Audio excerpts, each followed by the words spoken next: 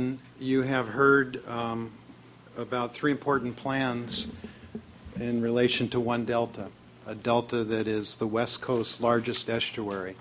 It's 1 million acres, 1,100 miles of man-made levees that highly altered that natural system, and then later became the hub for the state's two largest water projects.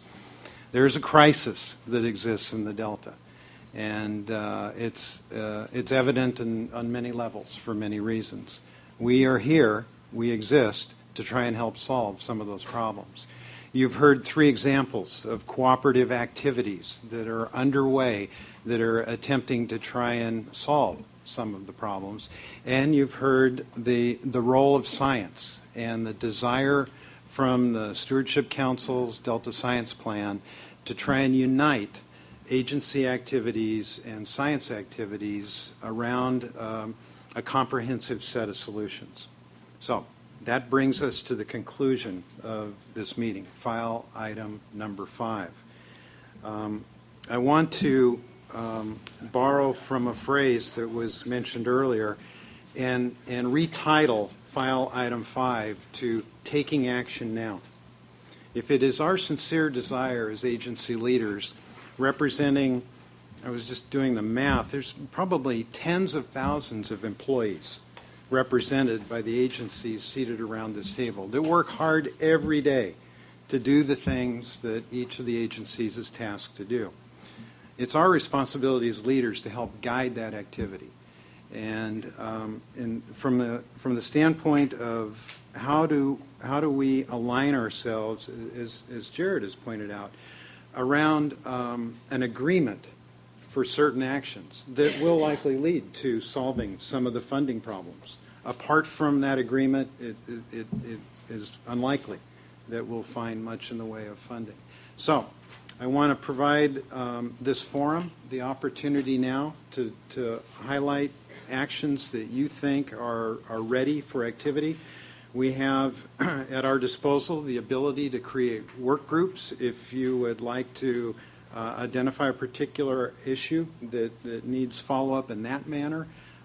Any other manner that you would recommend, the Stewardship Council stands at the ready to deploy all of our assets to help further the collaboration and cooperation among agencies to solve problems. The theme is taking action now. Your thoughts?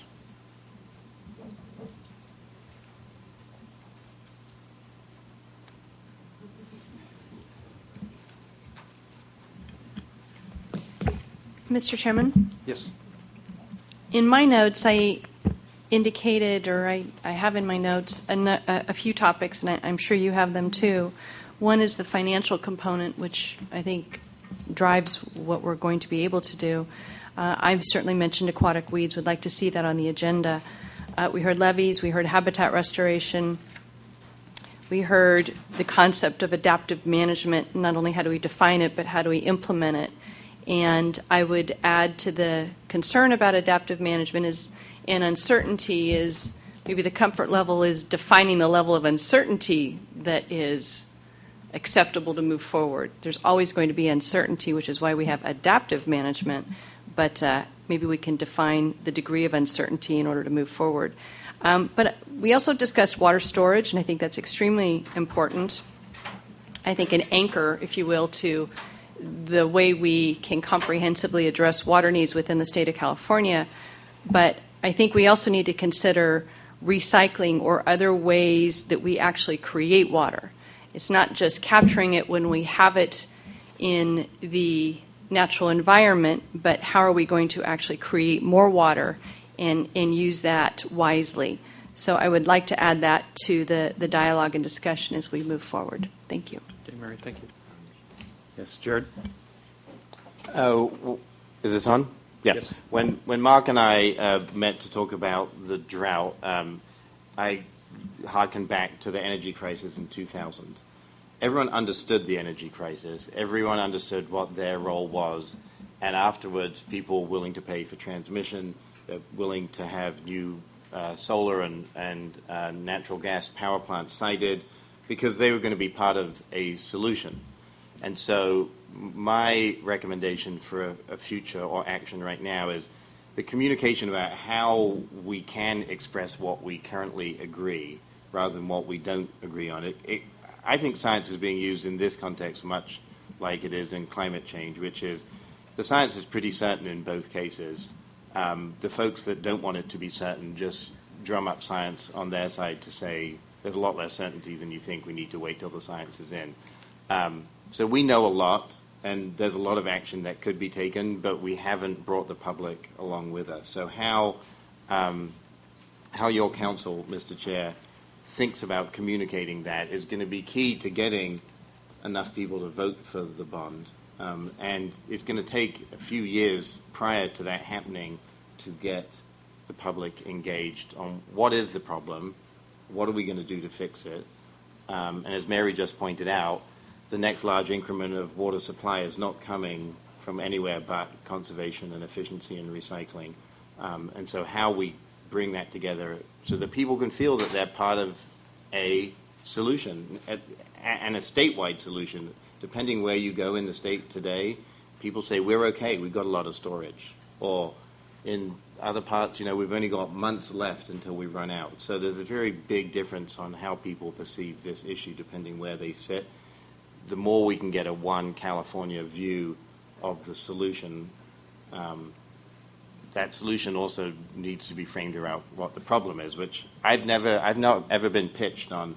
This is a very clear statement of the problem, and this is what we're going to do, and there's not that many options, and this is how we need to move forward. So I certainly would, in the name of this part of the agenda, step forward and say anything that I can do to work with you on a committee to bring together ideas on how to move that forward, I will.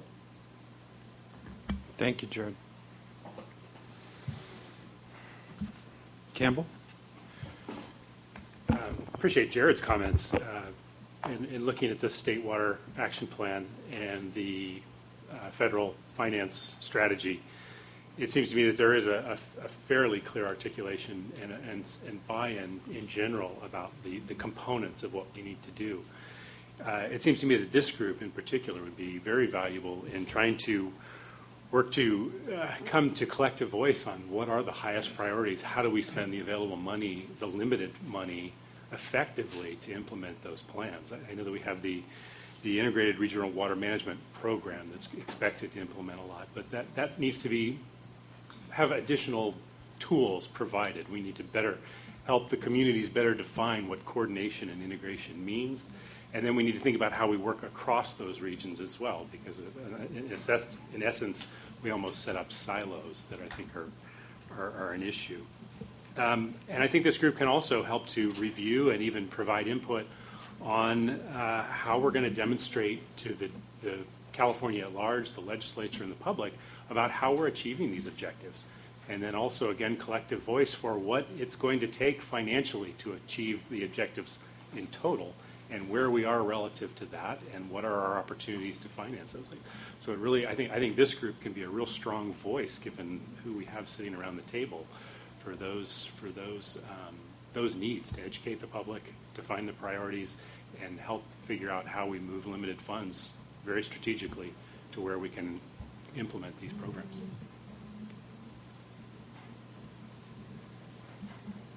Chuck? Taking action now. Which is why I'll ask the chair for his opinion. Because if you read the charge that I'm assuming the council staff have drafted for consideration, and it looks perhaps even that the council itself has adopted in 2013, there are a couple of questions I see, and this is attachment 1, that I would benefit from your advice on.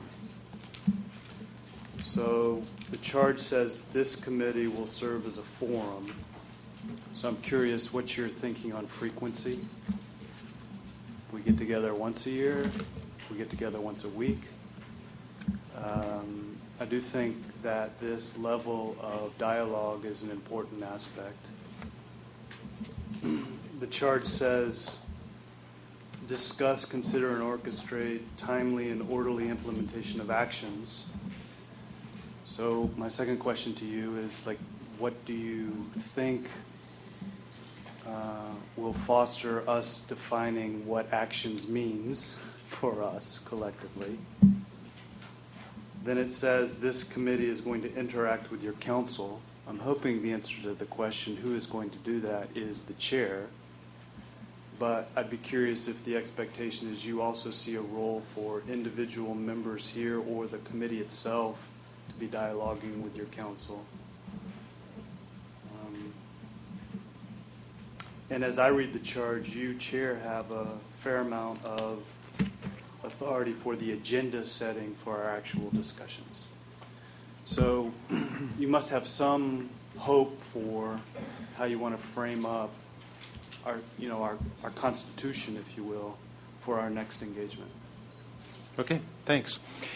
Well, we had to take upon the responsibility defining what should be accomplished at this first meeting and setting the agenda. And that came as a result of myself and many of our staff meeting with each of you as well as many of your staff members. So the presentations today were in response to what we heard from you as important issues. And particularly, we chose to end the presentations with the science program because that is the common thread that runs through every problem and every solution that is likely to be brought to bear. We envision this group meeting once every 6 months, and we anticipate that the next meeting would be the week following the November election. Now, in terms of some of us might be hungover. a week after, that's going to be quite a celebration. Yeah, either way. Yeah. Well, sometime between the election and Thanksgiving, we'll The day after the election could be Thanksgiving.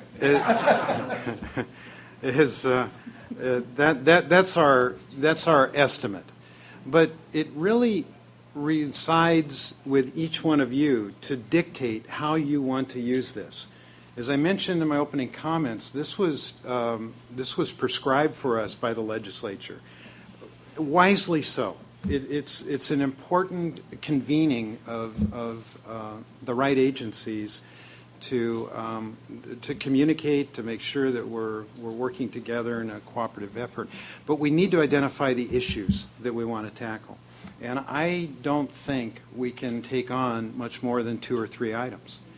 And we need to identify what those ought to be today so that we can be directing each of our staffs to work diligently in the next 6 months to prepare for a conversation directed at those 3. Now, the 3 that have risen to the top, as far as I can tell, unfortunately, are probably the most difficult, vexing problems that we have to face. But I offer these up as levies, habitat, and financing are the 3 that I have identified in comments that you have all made. Now, if I've missed something or if I've identified something that need not be on the top 3 and that should be something else, I encourage your comments.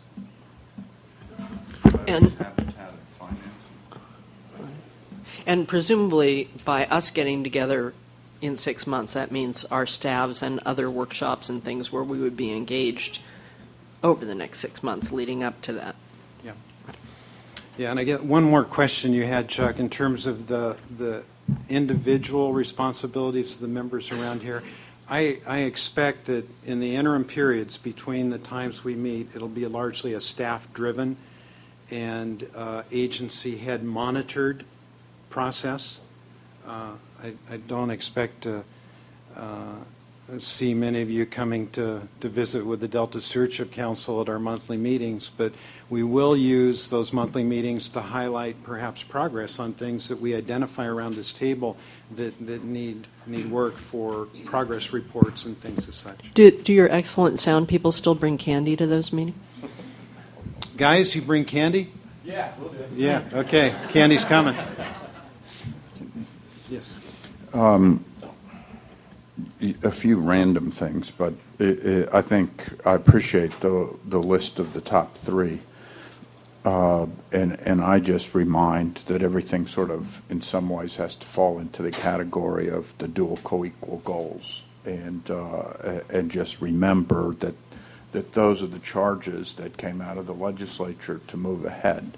And as I have said many times, bringing Phil Eisenberg in the back of the room to laughter when I first said it at a hearing, everybody's firmly committed to one of the two goals. And they have to realize that to get theirs, both of them have to be done. And I think in isolating the topics, it's easy to gravitate one way or another. And the other thing that speaks to what you said is that I think the hardest thing in answering the questions that you asked about this agenda item is that everybody in this room is meeting every day in some different incarnation about these issues. And so to the extent that it's just like another meeting on people that are already meeting on all these issues, it's difficult. But if it's as you just laid out, then in many ways it's an every 6-month check-in where it's a way to look at all those processes against the goals and the things that have come out in this meeting. That is a very constructive role, because it might be that it can be a progress check-in on these in a way that then everybody understands what's going on. Because I'm working really hard to try to get a meeting together on governance issues with the Delta, because I have an offer that I want to make whenever people can meet. And I think that all those things, the fish agencies are meeting with water supply, and the drought is moving a lot of this. Projects are moving a lot of this. Potential bond discussions are moving. And if, in fact, even though Jared said it might take a couple of years to start to educate people, if it turns out that the legislature makes a decision to do a bond this November, that doesn't sync with that time frame. And if we're having a meeting a week after the election, and that's the next meeting, and in fact there's a decision to do a bond, that entire process is done, and then we meet.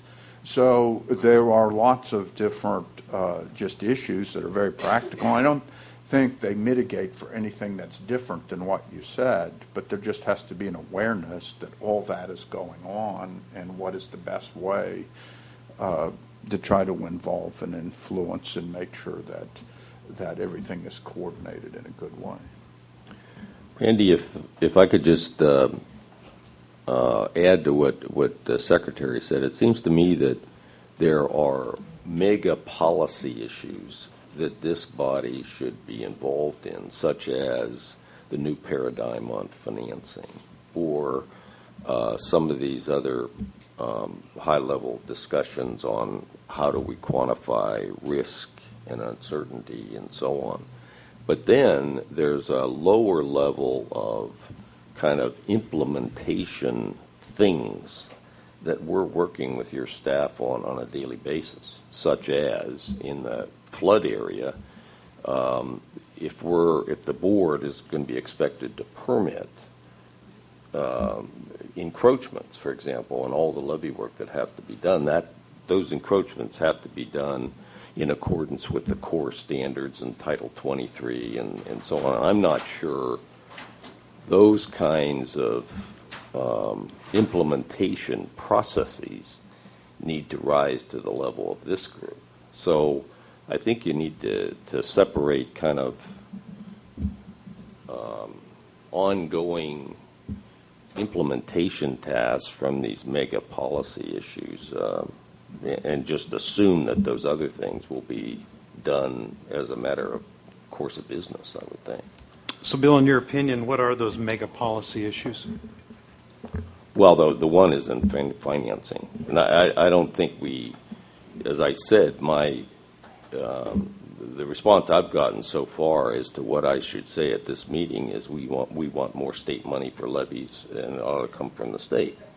Well, that's silly, and we need to back off from that and talk about what reality is, and I don't know what that is, and certainly going to take a lot of thought to get involved in that kind of discussion. So finance is definitely one. I think also the issue of garnering public support for and public information, making sure that the legislature is up to speed on what's going on, public information, communication that was mentioned a couple times here. How is that really done? What I've experienced, at least with the regional planning implementation programs, that we have kind of created a monster here. We've got 6 regional planning areas. They're up and running. They have their own ideas. They have their own plans. And they're now, with a lot of public support, pushing the state of California into implementation. That's what we have. We didn't see that in the comp study. We didn't see that in these other studies that happened. But we see it now. It's a huge opportunity. And we got to, if we're going to get a bond issue somewhere down the road or whatever, we're going to have to garner the public support. And as folks have said, money follows good ideas. We need to have, a vision for what this is going to look like 50 years. And people will come to support that. But whatever. But I think that notwithstanding these mega policy issues that you define, there's just a lot of work that we're doing now with your staff that needs to continue. Mm-hmm. Yeah, okay. Great. Mark? Let me try to drill in a little bit with maybe some examples that Bill's getting at here. You have to pull the mic a little closer. On the so the mega policy level, I truly appreciate Jared's comments about good ideas generate money. I think there's some truth to that. And this year, obviously, we have the public's attention, so let's take advantage of that opportunity. On the other hand, that might be useful in gaining support for passage of a water bond, but I have less confidence that that will sustain the public's interest into a long-term financing strategy. And, my sense is that as state and federal administrations and the state legislature and the federal Congress, if somehow we could arrive at some more sustained policy on how we expect to pay for things and not depend upon political whim and windfall of when we might pass a GO bond or when a WRDA bill might pass or when a farm bill might pass to be the foundation of our financing plan moving forward, we'd have more opportunity to generate a real financing plan that's sustainable. That's a big effort, and perhaps we could have interesting conversations and provide general guidance and help influence the conversation, but it really is a mega policy issue that I think we need to be cognizant of about our ability to really transform. So that's one side, but just back to the project implementations for the micro level, one thing I think we could do as a group and add value to is to get more specific about our joint plans for how we intend to spend our resources towards advancing the goals that are in each of these plans. We have made commitments as far as the California Water Action Plan goes to develop a more specific implementation plan. In fact, I think that Janelle, that I may have committed that we're going to do so as part of trailer bill language for next year's budget. But my point would be that to the extent that as we develop our implementation plan, we can have some use of this forum to vet our proposals and likewise consider other proposals and end up with a good housekeeping seal of approval from this group that we all endorse any specific proposals we're moving forward through the state legislature at least. I think that would add value. Mark, to do that, I'd ask each agency to identify the key staff person. I think that's a great suggestion, and oddly enough, Chapter 8 in the Delta Plan outlines exactly that same process, but admittedly, we haven't begun. It's one of the few things that we haven't tackled at the Delta Stewardship Council. So we're in agreement on that. And if there is I see a nod of heads around the table, if you're willing to commit a key staff person to enter into that conversation to prepare for a report to this committee in 6 months. Okay, looks like that's a decision point. Chuck? Well, friendly amendment. I don't know if report is necessary, but the idea of a list that reflects this may be the inaccurate reference, our overlapping Venn diagram circles would be of great interest to me. I don't know if you need an introduction, a conclusion, a problem statement, and maps to a report as much as just the bare specifics on overlap. And if that's a fair, friendly amendment, I think this implementation committee either gets me or Mr. Carl Wilcox going forward. And I could think of an additional idea just in the area of habitat restoration. I don't know if this is possible, but we might be willing to think a little bit more about it, work with each of y'all offline.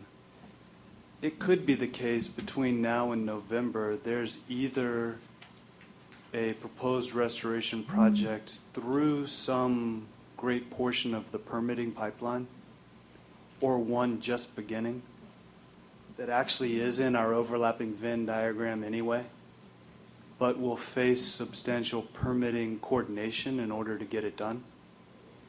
And the ability to use this forum for that kind of coordination might be useful. So that's an idea I think we'd be willing to kind of think about and lead a little bit between now and November.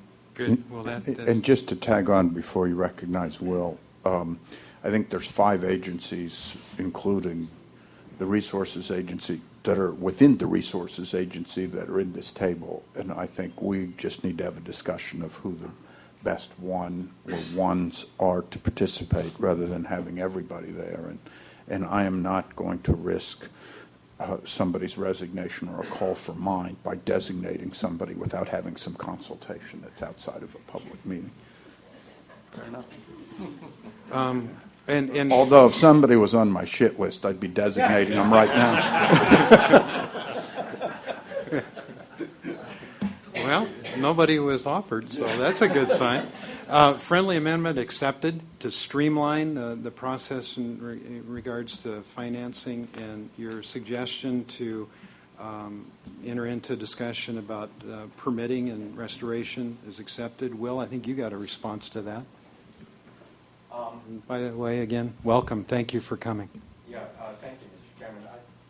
I'd actually like to go back to the question of a relevant and effective science program, because I think that's a point of a hugely powerful point of confluence. And I look at the objectives for the group itself, and it is identify one of them. The third, I think, is identify opportunities for integration and leveraging of funding in support of the execution of an effective science program. So I wouldn't, for my top action items right now, I wouldn't list levees, or I wouldn't list subject matter or habitat restoration. I'd list 2 things, one of which is what are the highest and most immediate opportunities, and Peter, I'm looking at you a little bit. What are the highest and most immediate opportunities to utilize the planning/regulatory authorities that are sitting around this table to blend funding commitments and science priority commitments together immediately? And let me give you a couple of, because if we can do that, then we can realize a mutual commitment to implementing an effective Delta science program. And if we can't, it'll be a useless program exercise. So I think figuring out who's making the decisions on what money is going to flow where, and what are the regulatory settings within which those decisions get made, and blend those two into what are the top 2 or 3 or 4 venues that you need to piggyback on to leverage an effective Delta science program.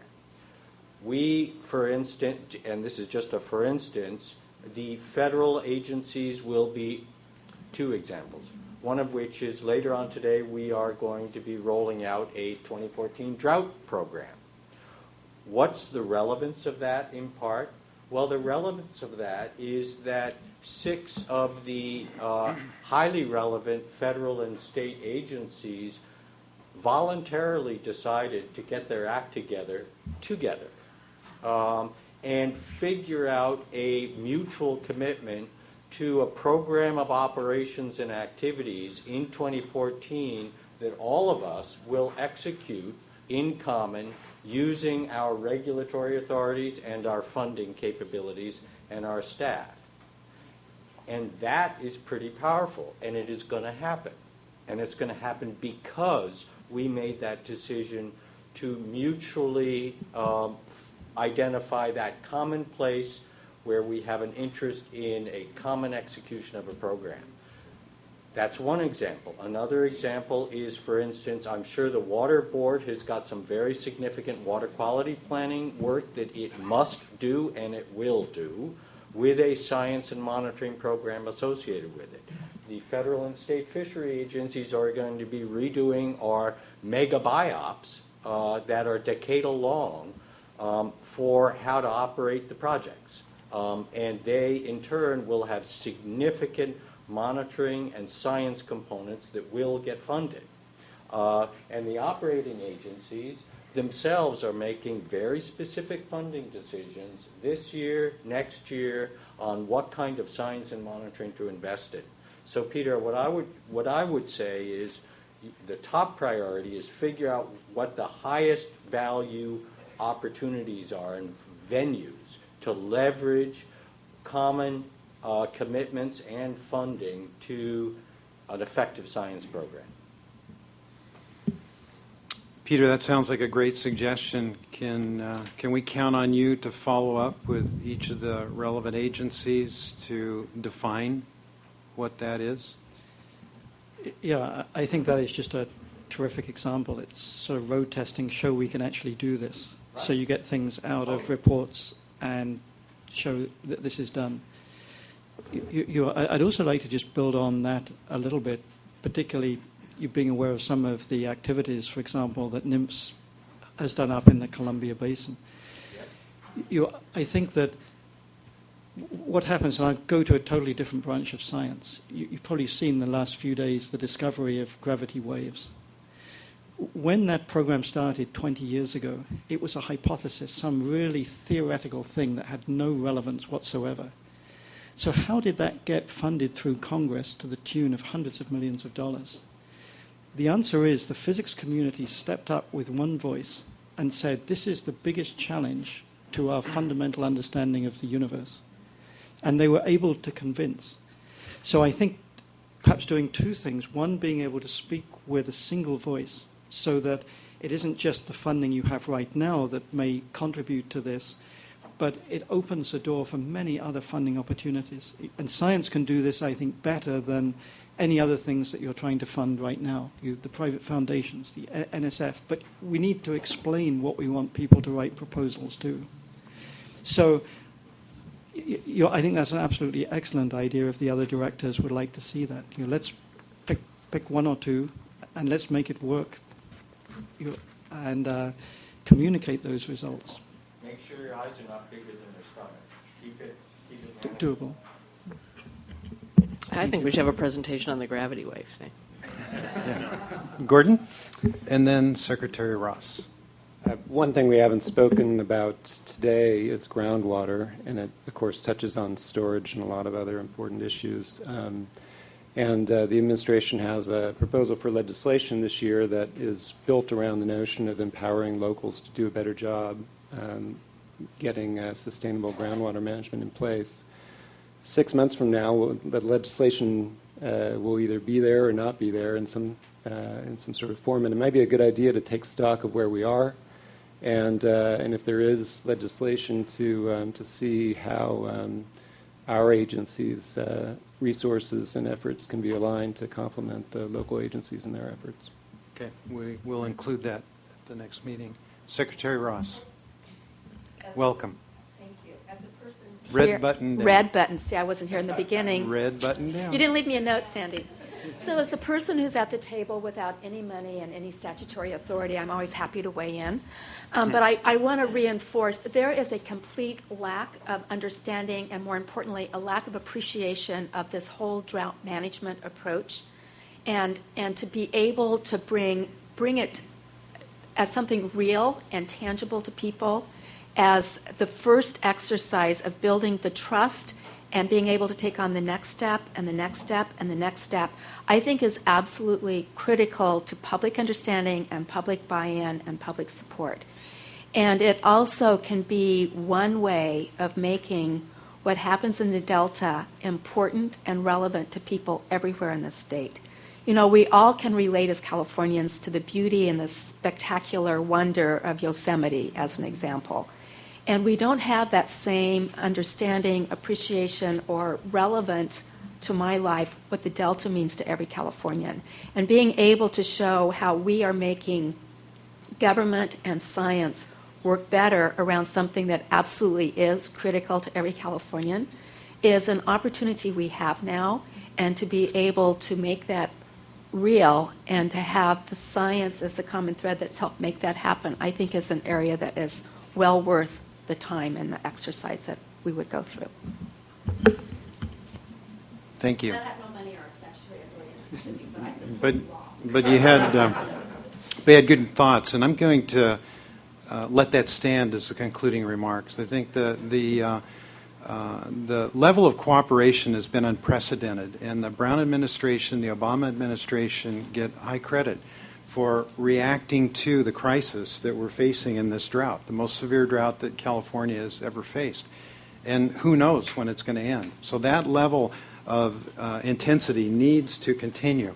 But we also need to identify the crisis that exists in the Delta and take a longer-term look with that same level of intensity and build on the trust that's been developed among all the agencies working together. So I thank you all for coming. We have one more item, and that is public comment.